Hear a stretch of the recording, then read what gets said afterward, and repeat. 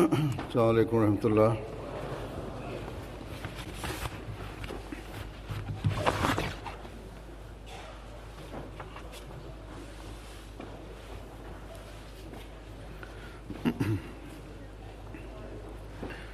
أشهد أن لا إله إلا الله وحده لا شريك له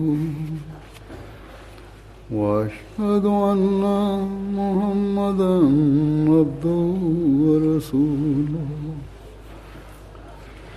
أما بعد فأعوذ بالله من الشيطان الرجيم بسم الله الرحمن الرحيم الحمد لله رب العالمين الرحمن الرحيم مالك يوم الدين إياك نعبد وإياك نستعين اهدنا الصراط المستقيم صراط الذين أنعمت عليهم غير المغضوب عليهم ولا الضالين.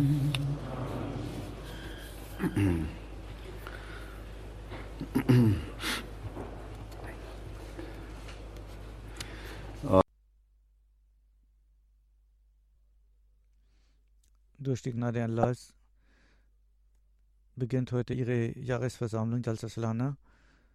Der feiste Messias al-Islam hat die Jalsa als eine religiöse Veranstaltung bezeichnet.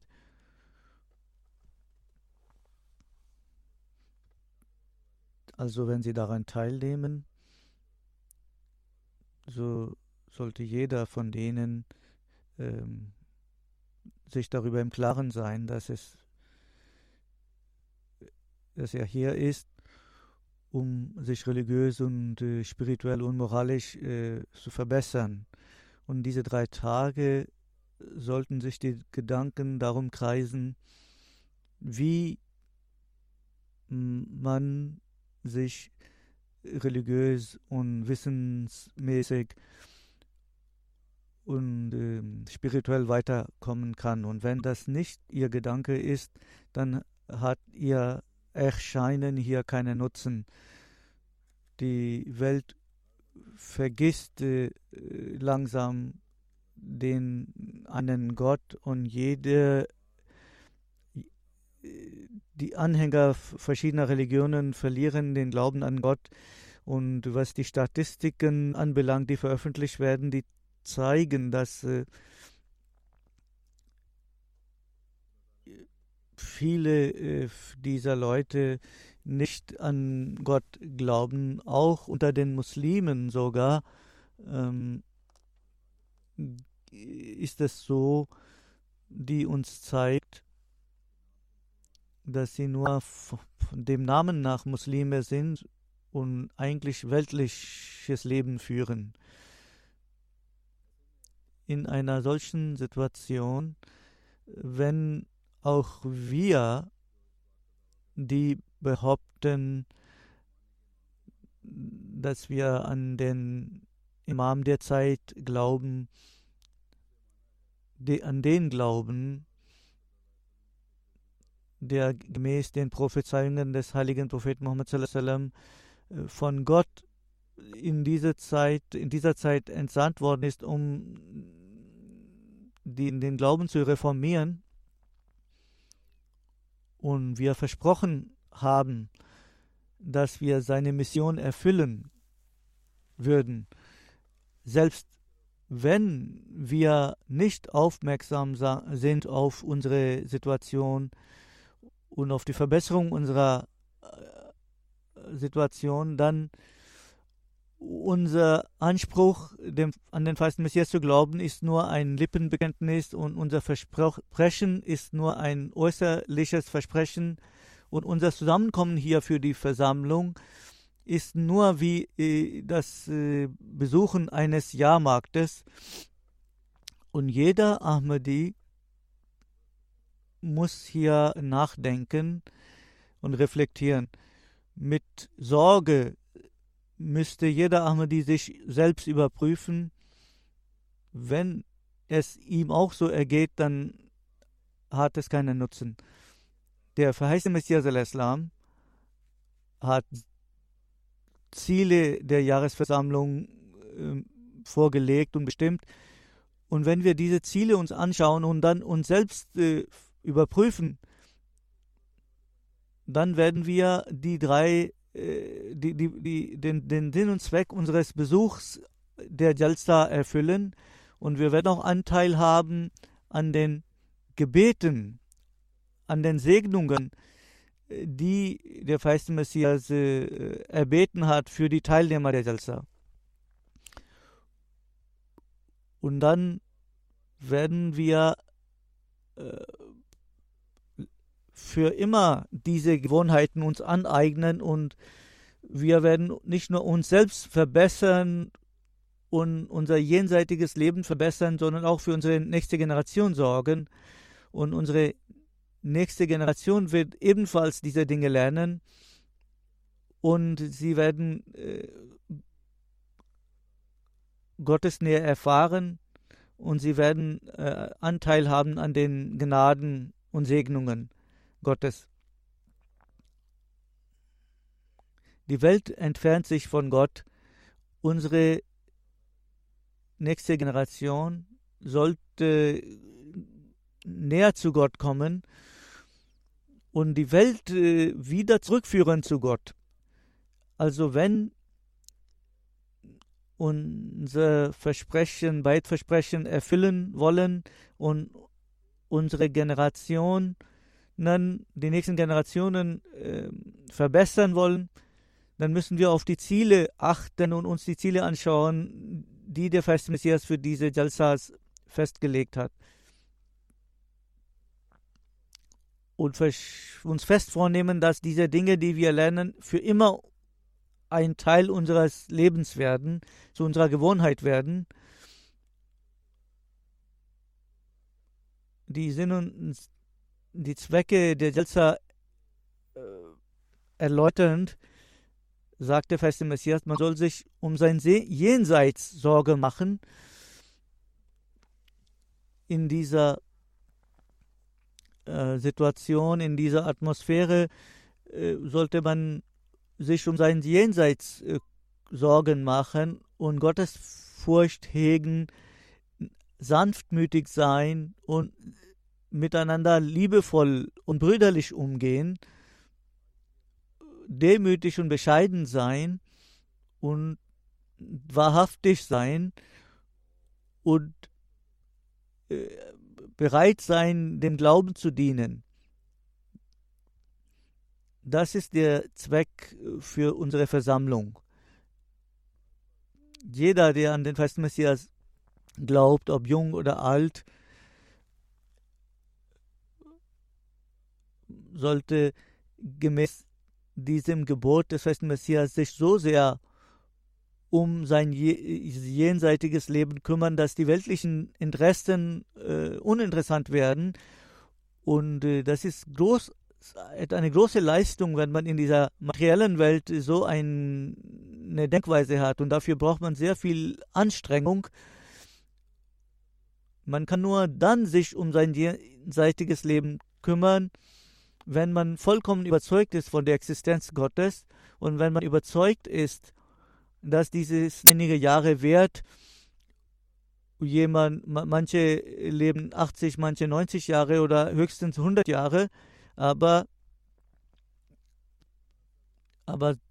egal, es gibt viele, die nicht einmal so viel leben. Es gibt viele, die früher aus dem Leben scheiden und danach kommt das Leben im Jenseits und das ewig ist und verständiger und vernünftiger Mensch ist derjenige, der sein vorübergehendes Leben für das ewige Leben opfert. Und man handelt aber oft umgekehrt und für sein vorübergehendes Leben opfert man das jenseitige Leben, das ewige Leben. Und die weltlichen Menschen betrachten sich als sehr intelligent, aber ein Gläubiger handelt dem entgegengesetzt und so sollte er auch immer handeln. Nur dann kann er als Gläubiger bezeichnet werden. Er hat Gottesfurcht im Herzen und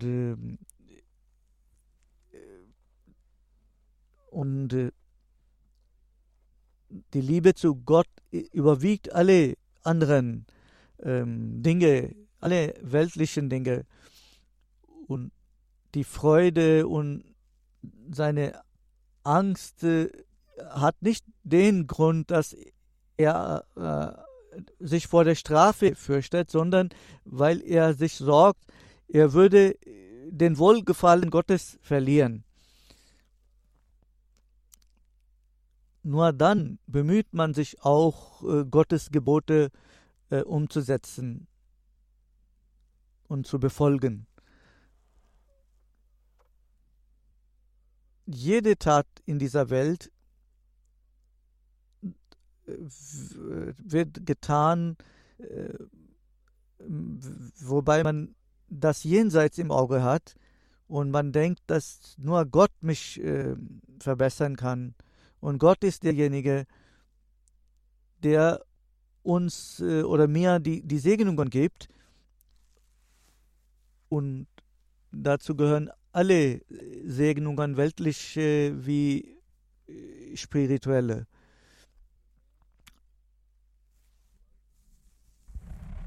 Wenn der Mensch dem Gottesdienst gerecht wird und sich verbeugt vor Gott, dann wird man Anteil haben an den Gnaden und Segnungen Gottes. Und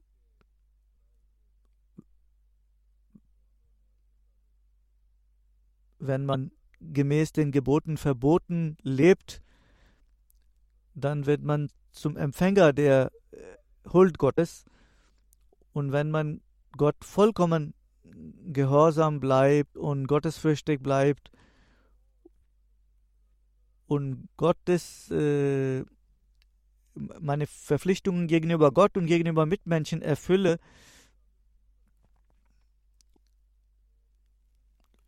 und wenn ich so handle, dann werde ich zum Empfänger der Gnaden Gottes.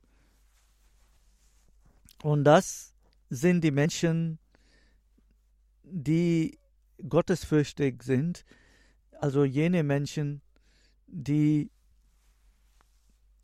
alle Gebote Gottes befolgen, deren Herzen sanft sind, weil sie immer an Gott denken.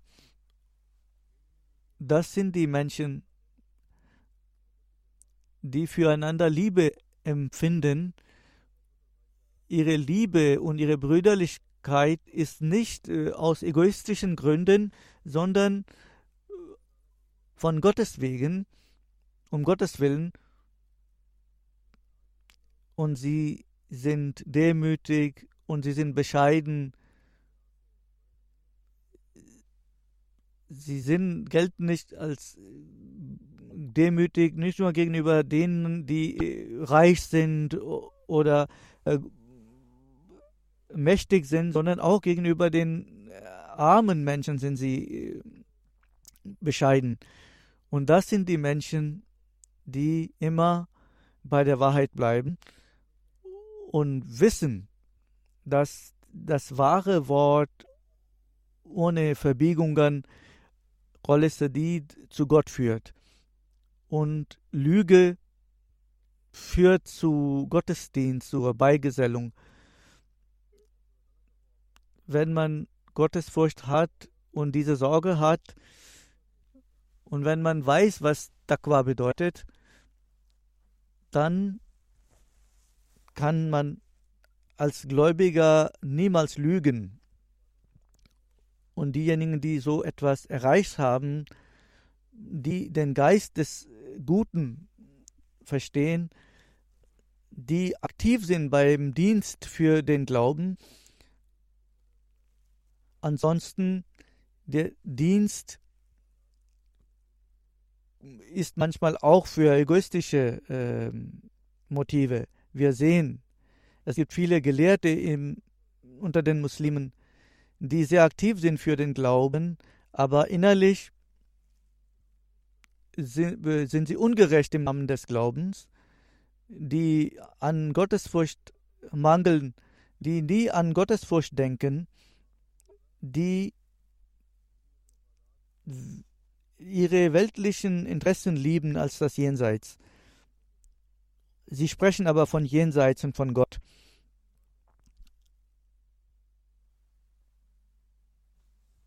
Also man muss zum Geist, zur Essenz dieser Lehre vordringen. Es sollte nicht eine Hülse sein, sondern zum Kern muss man gelangen. Wenn man diese Dinge sich vor Augen hält, sind wir angehalten, uns zu überprüfen, ob wir jetzt mit dieser Absicht an der Jalsa teilnehmen, ob in uns ein Drang dazu besteht, diese Ziele zu erreichen. Und wenn wir früher Fehler gemacht haben und Nachlässigkeiten begangen haben, ob wir bereit sind, diese in Zukunft zu meiden und diese guten Eigenschaften zu entwickeln und diese auch zu behalten. Ob wir dafür bereit sind und ob wir das tun werden. Ob wir heute versprechen, dass wir uns mehr um das Jenseits kümmern als um die Welt. Und Gottesfurcht und seine Liebe wird uns wichtiger sein als alles andere. Und dass wir die feinen und subtilen Erfordernisse der Taqwa erfüllen und dass wir sanftmütig sein werden für die anderen und untereinander liebevoll sein werden und brüderlich sein werden, dass diese Liebe und Brüderlichkeit zu einem Beispiel wird und dass wir in Bescheidenheit und Demut so weit gehen und Wahrheit und das wahre Wort wird zu unserer Besonderheit werden, zu unserem Merkmal werden und jeder würde dann sagen, das sind die Ahmadis, die immer die Wahrheit sagen. Und dafür sind sie auch bereit, große Nachteile in Kauf zu nehmen. Und werden wir so bereit sein für den Dienst am Glauben, dass es beispielhaft ist und mehr als jemals zuvor wir uns anstrengen werden, die Botschaft Gottes zu vermitteln, weiterzugeben und den Menschen zu erklären, was der wahre Islam ist. Wenn wir diese Dinge erfüllen und wenn wir unser Leben dementsprechend gestalten, dann haben wir sicherlich unser Beitversprechen erfüllt. Kommen Sie also, müssen wir einen Plan machen, um diese Dinge zu erfüllen, diese Dinge umzusetzen. Als erster, derjenige, der Gottesfurcht hegt, kümmert sich um seine Gebete, um Gottesdienste. Er schaut, was Gott als Sinn und Zweck meines Lebens beschrieben hat. Und Gott sagt im Koran, وَمَا خَلَقْتَ الْجِنَّ وَالْإِنسَ إِلَّا لِيَعْبُدُونَ. Der feiste Messias al-Islam hat das so übersetzt, die Djinn und die Menschen habe ich erschaffen, damit sie mich erkennen und mich anbeten. Also gemäß diesem Vers, der Sinn des Lebens des Menschen ist anzubeten und Gottes Erkenntnis und Gott sich vollkommen zu widmen. Das ist klar, dass dass der Mensch nicht die Stufe oder in der Lage ist, selbst den Sinn seines Lebens zu bestimmen, weil der Mensch kommt nicht selbst auf diese Welt mit eigenem Willen, noch scheidet er aus dem Leben freiwillig, sondern er ist ein Geschöpf und der Schöpfer hat den Menschen zum besten Geschöpf gemacht. Der hat einen Zweck und einen Sinn beschrieben für die Existenz, ob jemand das versteht oder nicht. Wenn der Sinn und Zweck der Erschaffung des Menschen ist, Gott zu dienen und sich in Gott zu verlieren,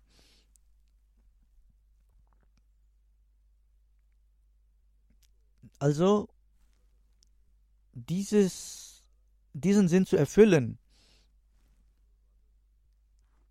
hat Gott uns den Weg des Gottesdienstes gelehrt, und das ist das Namaz, das tägliche Gebet. Allah Ta'ala sagt im Koran: Inna salata kanat alal mu'minina kitabam mawquta.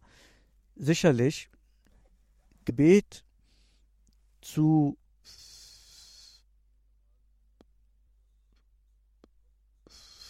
festgelegten Zeiten zu verrichten, ist eine Pflicht.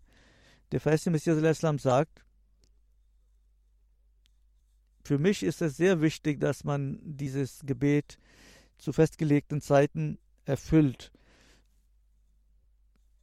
Und das ist mir sehr lieb und teuer, dass man Gebet zur rechten Zeit verrichtet. Aber wir schauen in dieser Zeit oder beobachten, dass wegen Kleinigkeiten die Gebete aufgeschoben werden und man nachlässig ist.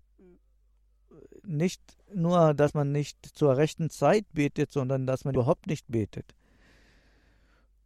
Statt 5 betet man 4 oder 3 und dass man nachlässig ist. Obwohl Allah Ta'ala die Menschen angewiesen hat, die Gläubigen angewiesen hat, ihre Gebete zu beschützen. Im Koran heißt es: Hafizu ala salawati was salatil wusta.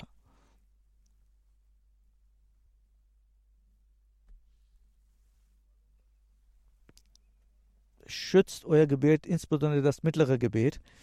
Aber für Geschäfte, für Jobs gibt es einige unter uns, die Sohor-Asr-Gebete versäumen. Wegen Fernsehsendungen oder wegen persönlicher Programme oder Veranstaltungen versäumt man Maghrib und Isha-Gebet, oder wegen Schlaf versäumt man das Fajr-Gebet, und deswegen müsste jeder Einzelne von uns sich selbst überprüfen, ob wir die Gebote Gottes erfüllen. Ob im Ramadan oder bei Veranstaltungen in Gemeinschaft die Gebete zu verrichten, damit meinen wir, dass wir die Pflichten erfüllen. Und ob wir dann im Rest des Jahres nicht beten, das ist dann uns egal.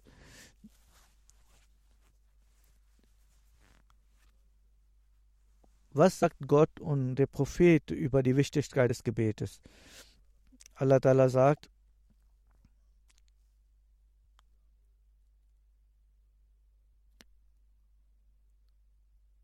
Also rezitiert das auf Arabisch.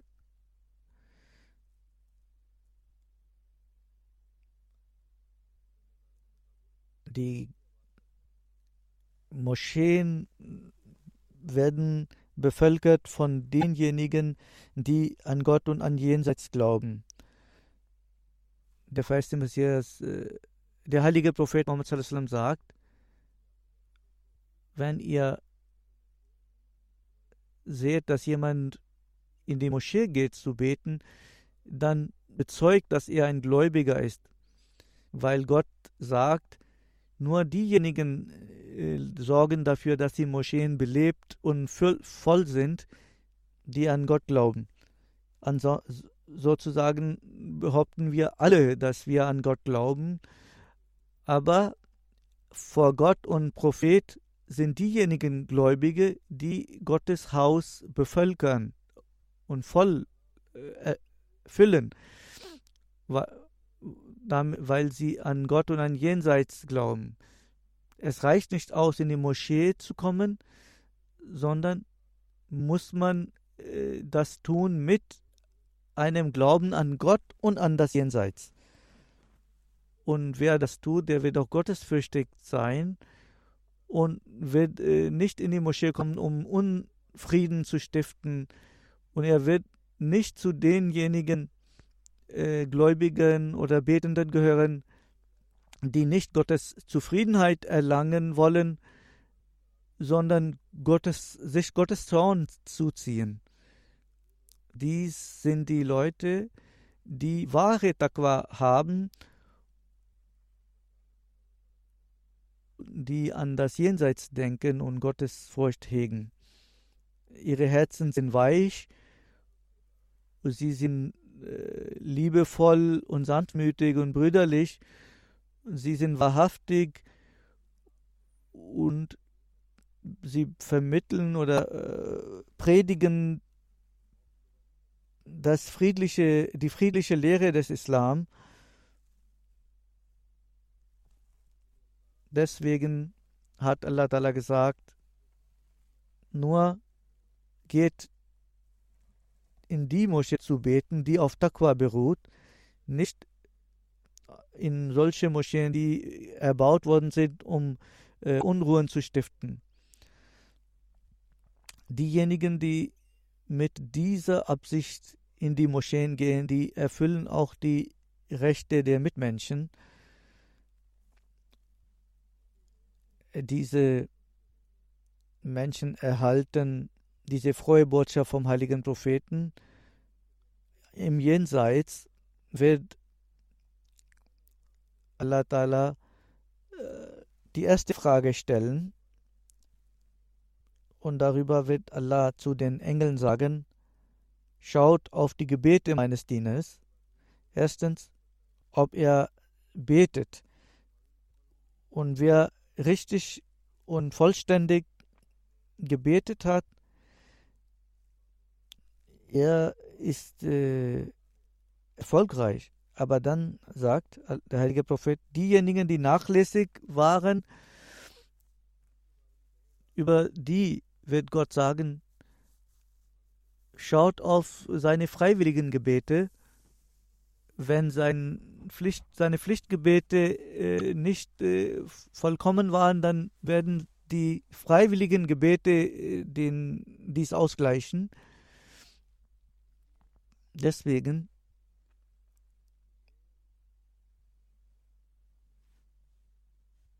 diese Menschen bemühen sich, Gott zu dienen und bemühen sich, dem Gebet gerecht zu werden, als aus menschlicher Schwäche oder unter bestimmten Umständen können sie nicht richtig beten. Und um hier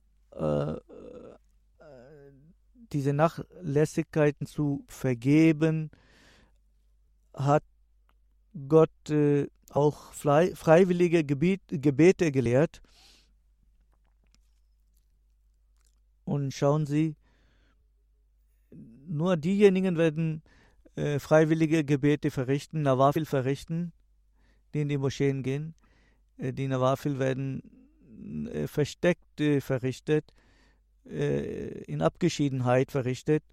Und diese gute Tat verrichtet nur derjenige, der zu Gottes Dienern gehört. Die machen auch manchmal Fehler, aber sie versuchen ihre Fehler zu beheben, und das ist die Gnade Gottes. Zum einen sagt Gott, dass das Gebet wichtig ist, das Wichtigste überhaupt ist, deswegen sollte man diese Pflicht ernst nehmen, aber auch gleichzeitig hat Gott gesagt, wenn ihr mit Gottesfurcht betet und euch bemüht, euch redlich bemüht, dann werden eure freiwilligen Gebete den Mangel ausgleichen. Also, das ist eine frohe Botschaft der Vergebung für die Gläubigen.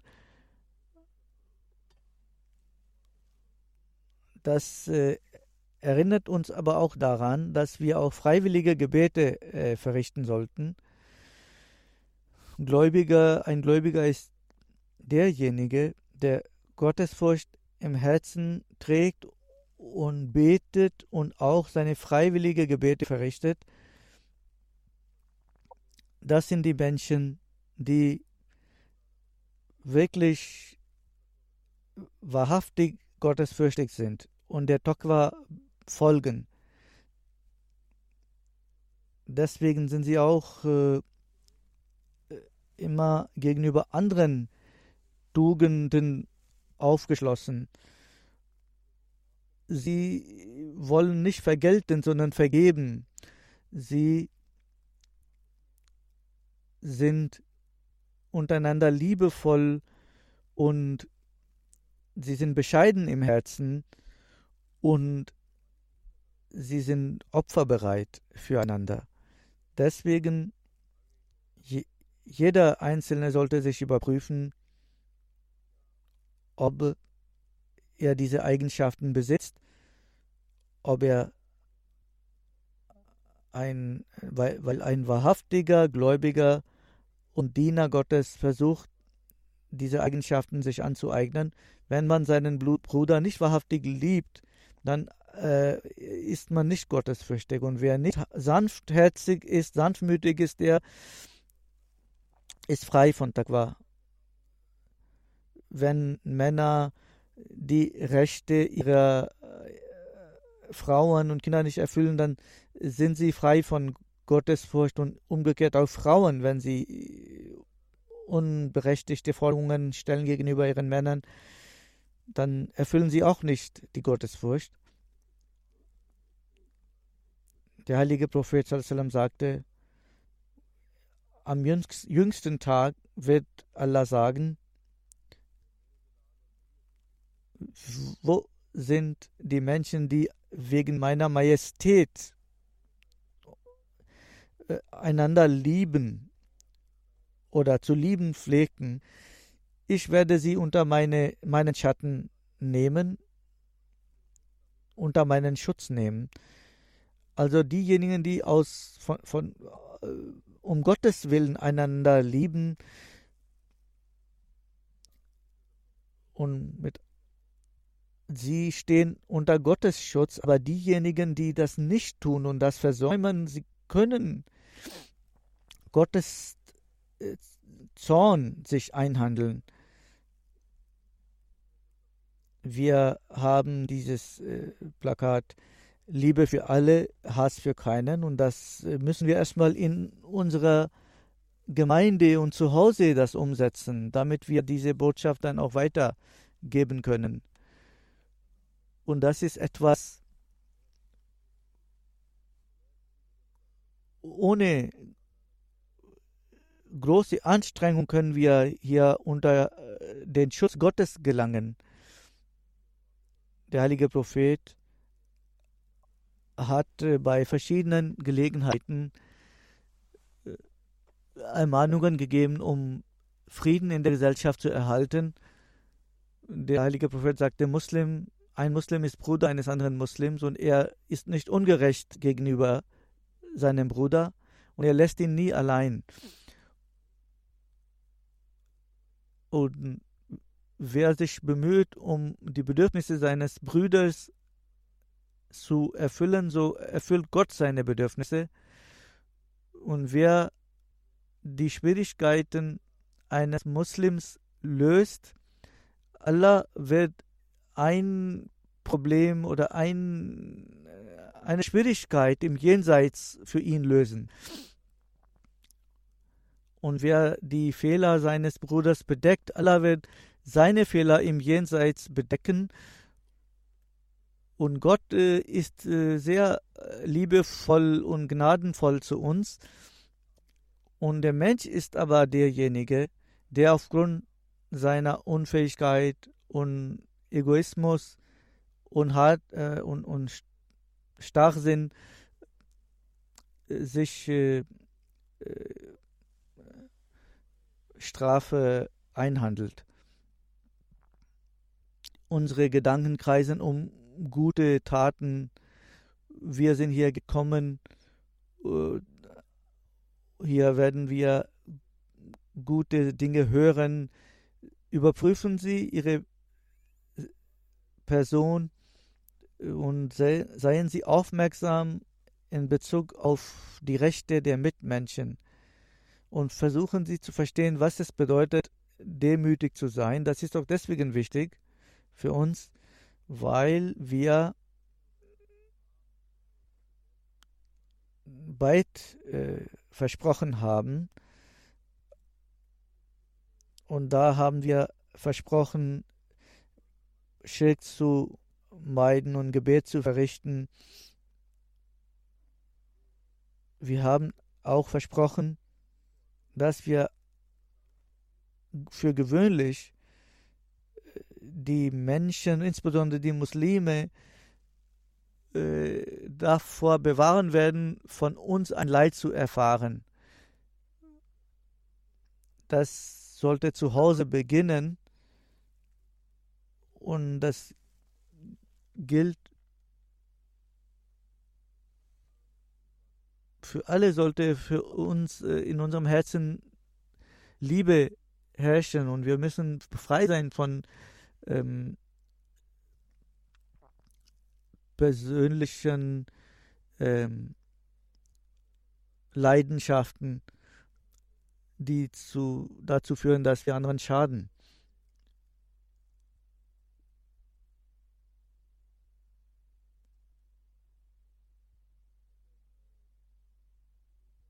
Wir sollten uns so verhalten und so dass jeder in uns diese guten Eigenschaften beobachten kann. Und alle bezeugen, dass wir nicht nur das predigen, sondern auch praktizieren, wenn wir diesen Standard erfüllen. Und wenn andere bezeugen, dass wir auch wirklich so sind, wie wir zu sein behaupten, ein wichtiger Aspekt des Bait ist, dass man den Hochmut vollkommen aufgibt und demütig wird. Und Demut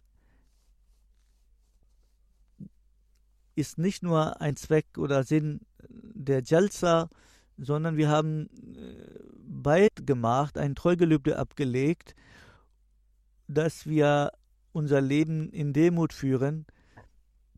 Und dieses Versprechen zu erfüllen, ist unsere Pflicht. Und das Treugelübde, das wir geleistet haben, das müssen wir erfüllen. Wir sollten immer wieder die Bedingungen des Treugelübdes lesen und schauen, ob wir diese Bedingungen wirklich erfüllen, ob wir versuchen, unser Leben nach diesen Bedingungen zu gestalten. Wenn nicht, dann ist der Anspruch der Weltverbesserung falsch. Wir müssen uns selbst erstmal verbessern. Sonst würden wir zu jenen gehören, die etwas anderes tun, als sie sagen.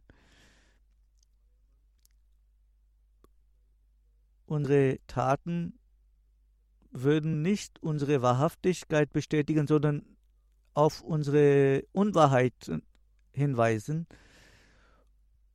Und unsere Begeisterung für den Glauben wird auch sich als falsch erweisen. Der verheißene Messias Islam ist wahrhaftig und sein Anspruch ist wahrhaftig. Und Gott hat ihm Erfolg versprochen. Und Gott hat ihm versprochen, dass aufrichtige Menschen zu seiner Gemeinde gehören werden. Also wenn wir aber nicht so sind, dann werden wir nicht zu seiner Gemeinde gehören, die seiner Gemeinde helfen. Deswegen müssen wir uns immer wieder überprüfen und darüber nachdenken, welche Ziele der Jalsa, der verheißene Messias, festgelegt hat. Und wir haben diese Tage zu reflektieren.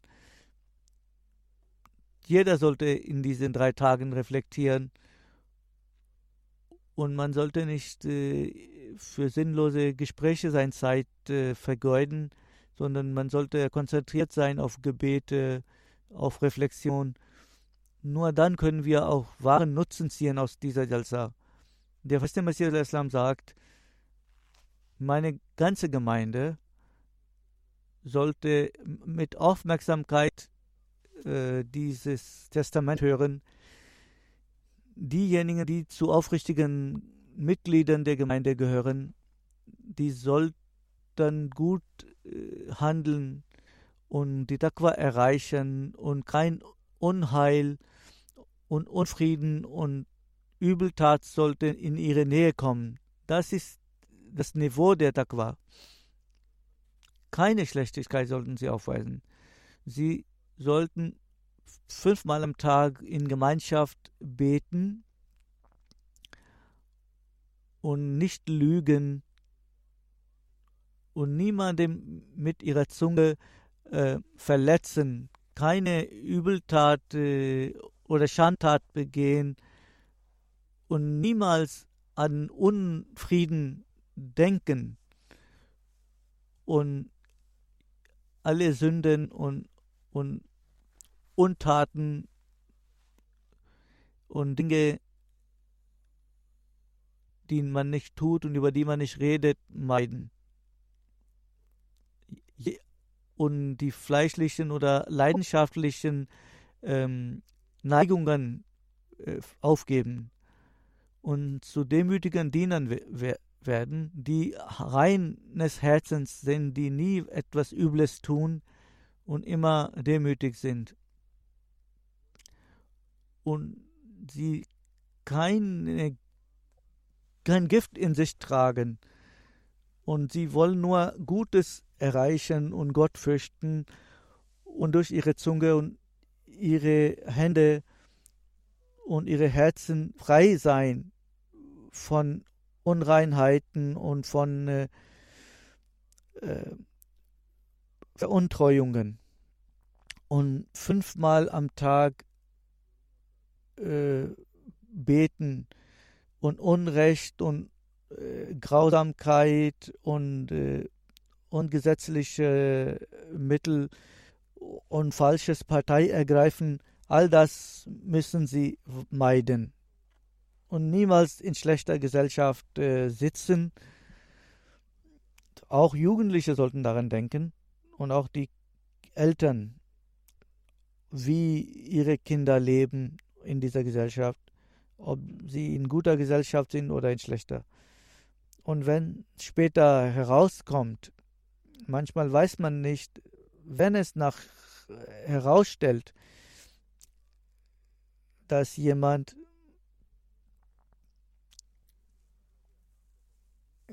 nicht die Gebote Gottes befolgt und sich nicht kümmert um Gottes Gebote oder üble Dinge tut oder grausam ist, dann sind sie verpflichtet, dieses Übel zu beseitigen aus ihrem Kreis, aus ihrer Mitte.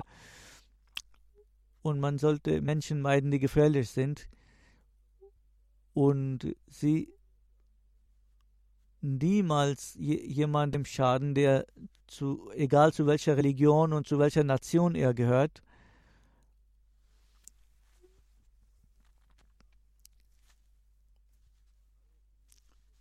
Und man sollte ein wahrer Wohltäter oder Ermahner sein für jedermann. Man sollte aufrichtige Ermahnungen geben und eures Tun und euer Handeln sollte so sein und keine falsche Partei ergreifen und Übeltäter sollten nicht in eure Gesellschaft kommen und in eure Häuser kommen. Sie könnten euch zum Stolpern bringen. Jeder aus der Gemeinde ist verpflichtet, diese Dinge einzuhalten und keine Unreinheit und Spott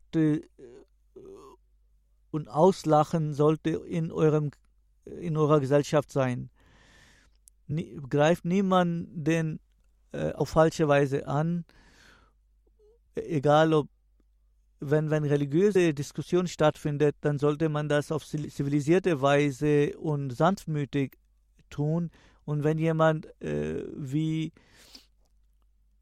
Unwissender euch behandelt, dann sagt Salam und trennt euch von ihm.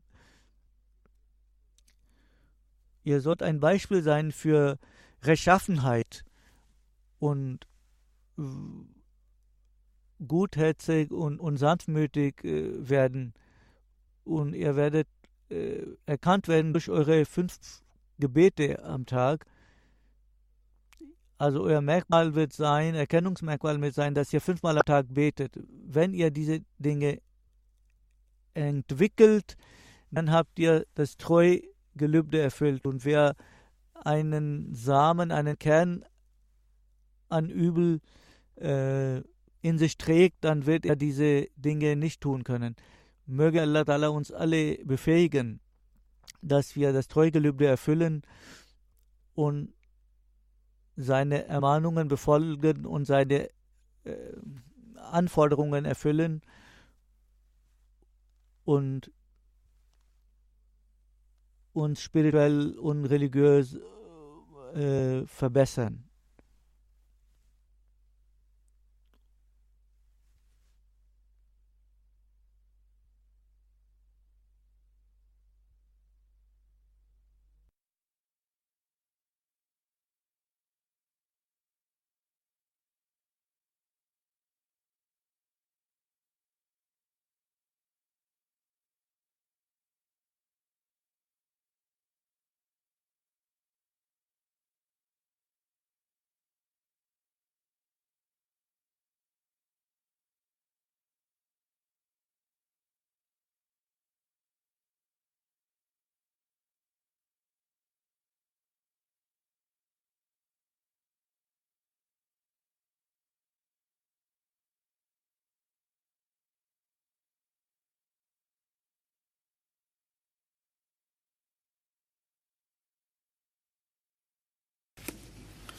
الحمد لله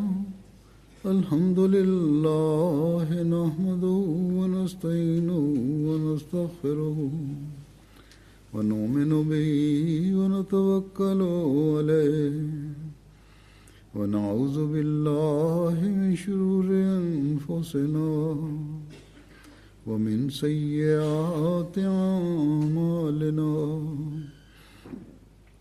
من يهده الله فلا مضل له ومن يضلل فلا هادي له ونشهد أن لا إله إلا الله ونشهد أن محمدا عبده ورسوله عباد الله رحمكم الله إن الله يأمر بالعدل والإحسان وإيتاء ذي القربى وينهى عن الفحشاء والمنكر والبغي يعظكم لعلكم تذكرون اذكروا الله يذكركم وادعوه يستجب لكم